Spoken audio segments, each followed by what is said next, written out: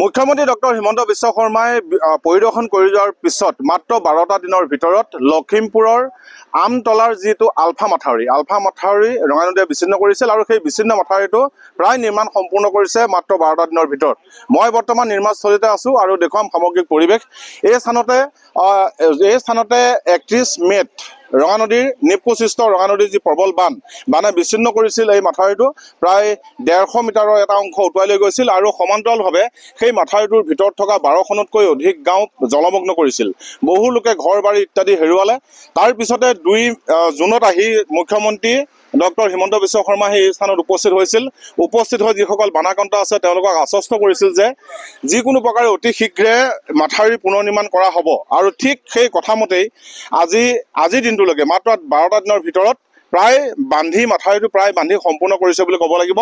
আৰু সাধাৰণতে এই অঞ্চলটো ৰাইজ এতিয়া ৰক্ষা পৰিছে বুলি যিহেতু ক'ব লাগিব, কাৰণ নিৰ্মাণ কাৰ্য পূৰ্ণগতিত চলি আছে। দিন ৰাতি একাকাৰ কৰি নিৰ্মাণ গোষ্ঠীৰ যিসকল লোক তেওঁলোকে শ্ৰম কৰি এনেদৰে মাথাউৰি নিৰ্মাণ কৰি আছে। আৰু মই দেখুৱাইছোঁ মাথাউৰি নিৰ্মাণৰ যি অগ্ৰগতি সেয়া দেখুৱাবলৈ যত্ন কৰিছোঁ।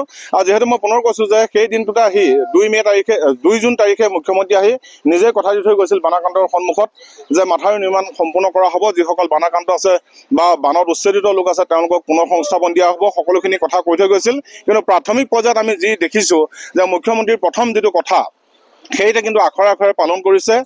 আৰু ইয়াত ক'ব লাগিব এটা কথা, স্থানীয় বিধায়ক মানৱ ডেকাৰ যি তৎপৰতাৰ বিষয়ে ইয়াত উল্লেখ কৰিব লাগিব। বানাক্ৰান্ত লোক আছে, মই বানাক্ৰান্ত লোকৰ লগত কথা পাতিম। যে দেখিছিলোঁ সিদিনা মুখ্যমন্ত্ৰী আহি আপোনালোকক কৈ থৈ গ'ল যে মাথাউৰি সোনকালে বনাম, ঠিক আজি দেখিছোঁ মাথাউৰি বনাই আছে। পিছে কেনেকে কামবোৰ ভাল হৈছে নে কি কয় আপোনালোকে? কামবিলাক ঠিকে আছে আৰু যেনেকে কথা দিছে তেনেকে কামটো হৈছে। ৰাতি 8টা 9টালৈকে কাম কৰিয়ে আছে, গতিকে কাম খুব ধুনীয়া হৈছে। গতিকে ইয়াত কোনো গণ্ডগোল নাই। আমাৰ জৰিয়তে মুখ্যমন্ত্ৰীক ধন্যবাদ নজনাই জানো? গতিকে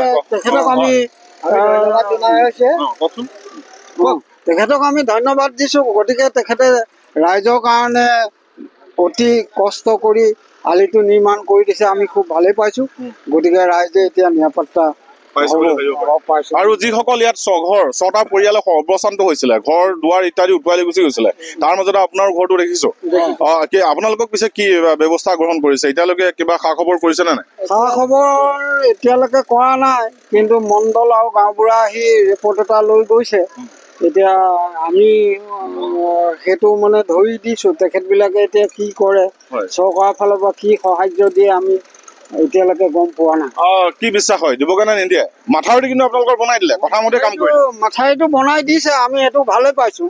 কিন্তু তাৰ ভিতৰতে তেখেতবিলাকে কিবা এটা যদি সহায় সাৰথি ৰাইজক চাই তেতিয়া আমি আৰু নিশ্চয় এঘৰ মানুহটো একদম খনছে মাটি বাৰীও নাই। তাৰ এইজন মানুহ যিজন মনোপন দাস, তাৰ মাটি বাৰী নাই। এতিয়া যিটো আছে গাঁততে আছে, আৰু তাতো একো সমস্ত বস্তু নাই, চব লৈ গুচি গ'ল। মানে কথাটো এইটো ক'ব বিচাৰিব নেকি যে মাথাউৰিটো যিটো তৎপৰতাৰে নিৰ্মাণ কৰিলে, ঠিক বানাক্ৰান্ত সকলোকো যদি তেনেকৈ সহায় কৰে তেতিয়া আমি কৃতাৰ্থ বুলি কম। মানে ভাল আৰু এতিয়া মানে এই মানুহজনক অকণমান সহায় কৰাটোৱে বহুত ভাল। মানে এইকেইজনটো গৈ বাৰী এজনী শেষেই হ'ল, বাৰীজনীতো টিং এচটাও নাই।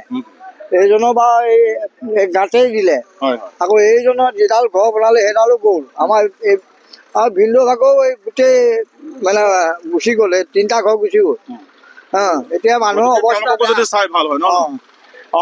আমি কথা পাতিম ইয়াৰ পিছতে। জিলা উপায়ুক্তও আহি আছে, জিলা উপায়ুক্ত লখিমপুৰ জিলা আয়ুক্ত আহি আছে, আমি কথা পাতিবলৈ যত্ন কৰিম। কিন্তু তাৰ পূৰ্বে মই সমগ্ৰ পৰিৱেশটো দেখুৱাইছোঁ যে চাওক, মুখ্যমন্ত্ৰীয়ে যেনেদৰে 2 জুন তাৰিখে আহি খোজকাঢ়ি আহি প্ৰায় 1.5 কিলোমিটাৰ পথ খোজকাঢ়ি আহি বোকা ফালি খোজকাঢ়ি আহি বানাক্ৰান্তসকলৰ সন্মুখত থিয় হৈ কথা দিছিলে যে যিমান পাৰি সোনকালে এই মাথাউৰিটো বান্ধি দিয়া হ'ব, ৰাইজৰ সমস্যা স্থায়ী সমাধান কৰা হ'ব। ঠিক তেনেকৈ তাৰ পিছ মুহূৰ্তৰ পৰাই দিন ৰাত একাকাৰ কৰি এনেদৰে কাম কৰি থকা পৰিলক্ষিত হৈছে। আৰু কাম কৰাৰ পিছত আজি মাথাউৰিৰ ইমান অগ্ৰগতি হৈছে। আৰু এক কথাত ক'বলৈ গ'লে এই মুহূৰ্তত যদি প্ৰবল বান যদি নাহে, তেতিয়াহ'লে অন্ততঃ এই অঞ্চলৰ যি ৰাইজ 12খনকৈ গাঁও ৰক্ষা পৰিব বুলি এই মুহূৰ্তত ক'ব পাৰি। কিন্তু ডাঙৰ কথাটো হ'ল ইয়াৰ পিছত যদি এই তৎপৰতাৰে যিসকল বানাক্ৰান্ত লোক আছে, সৰ্বশ্ৰান্ত লোক আছে, তেওঁলোকক যদি সহায় কৰে তেতিয়াহ'লে অন্ততঃ এই অঞ্চলৰ ৰাইজে পুনৰ এবাৰ ধন্যবাদ জ্ঞাপন কৰিব মুখ্যমন্ত্ৰী ডক্টৰ হিমন্ত বিশ্ব শৰ্মাক। আৰু পুনৰ কৈছোঁ যে এই কামখিনি তৎপৰতাৰে কৰাৰ ক্ষেত্ৰত কিন্তু লখিমপুৰৰ বিধায়ক মানৱ ডেকাই যিটো তৎপৰতা অৱলম্বন কৰিলে, যিটো পদক্ষেপ অৱলম্বন কৰিলে, সেইটো কিন্তু শলাগলবলগীয়া। এই মুহূৰ্তত মই লখিমপুৰ জিলা আয়ুক্তক লগ পাইছোঁ আৰু পোনপটীয়াকৈ মাথাউৰি নিৰ্মাণৰ বিষয়ে অগ্ৰগতিৰ বিষয়ে জানিবলৈ যত্ন কৰিম। আৰু কিমান দিনৰ ভিতৰত কাম সম্পূৰ্ণ হ'ব সেয়াও আমি যদি সম্ভৱ হয়, কিমান দিন লাগিব আৰু মাথাউৰি বনাওঁতে? কামৰ প্ৰগ্ৰেছটো যথেষ্ট ভাল দেখিছোঁ। আমি যিমান পাৰোঁ সোনকালে ভাবিছোঁ এইটো কমপ্লিট হ'ব। আৰু এটা কথা শলাগিবলগীয়া যে 12টা দিনৰ ভিতৰত মুখ্যমন্ত্ৰীয়ে পৰিদৰ্শন কৰাৰ পিছত 12 দিনৰ ভিতৰত ইমান কামৰ অগ্ৰগতি ইয়াৰ পূৰ্বে খুবেই কম দেখিবলৈ সাধাৰণতে নাপায়। আগৰ চৰকাৰৰ দিনতে হওক বা আগৰ আয়ুক্তৰ দিনতে হওক। আচলতে যিসকল বানাক্ৰান্ত আছে তেওঁলোককো যে পুনৰ সংস্থাপন দিব লাগে বা তেওঁলোকৰ যিখিনি খৰচ হ'ল বা যিখিনি হানি হ'ল সেইখিনি দিব লাগে বুলি তেওঁলোকে দাবী জনাই আছে। সেই বিষয়ে কিবা চিন্তা চৰ্চা কৰা হৈছে নেকি? সেইখিনি আমি অলৰেডি আমাৰ যিটো ছাৰ্ভে এইটো মোটামুটি কমপ্লিট হৈছে। গতিকে এইখিনি আমি প্ৰপ'জেল পঠিয়াম। অতি শীঘ্ৰে তেওঁলোকৰো যিখিনি ৰিহেবিলিটেশ্যন গ্ৰাণ্ট সেইখিনি আহিব। হয়, মানে এইটো মাহৰ ভিতৰতে, এইটো মাহৰ প্ৰথমাৰ্ধতে হয়তো চাগে মাথাউৰিটো সম্পূৰ্ণ হ'ব, ৰাইজেও সকাহ পাব চাগে। মথাউৰিটোতো কমপ্লিট হৈ যাব এইটো মাহৰ ভিতৰত। হয়, গতিকে মই ভাবোঁ ৰাইজে সকাহ পাব।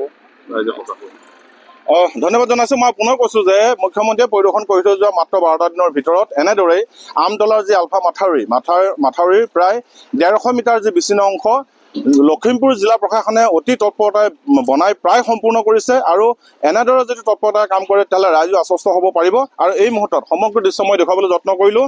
লখিমপুৰ জিলাৰ আমতলাৰ যি ৰঙা নদীৰ বানে যি বিচ্ছিন্ন কৰিছিল আলফা মাথাউৰি, সেই আলফা মাথাউৰিৰ বিচ্ছিন্ন অংশ মই দেখুৱাবলৈ যত্ন কৰিলোঁ।